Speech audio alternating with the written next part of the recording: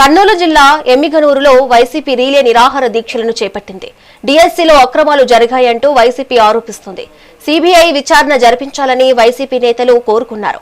దీనికి బాధ్యత వహిస్తూ మంత్రి లోకేష్ విద్యాశాఖకు రాజీనామా చేయాలని వైసీపీ నియోజకవర్గ ఇన్ఛార్జ్ రాజీవ్ రెడ్డి డిమాండ్ చేశారు. నిరుద్యోగ యువతకు న్యాయం జరిగే వరకు పోరాటం ఆపేది లేదని స్పష్టం చేశారు.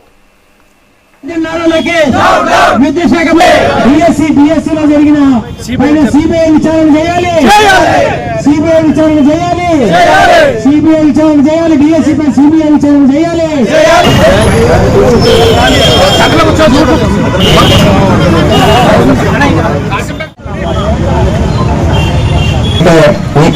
ఈ కార్యక్రమాన్ని విద్యాశాఖ మంత్రి నారా లోకేష్ రాజీనామా చేయాలి. విద్యాశాఖ మంత్రికి నిరుద్యోగ భృతి, ఫీజు రింబర్స్మెంట్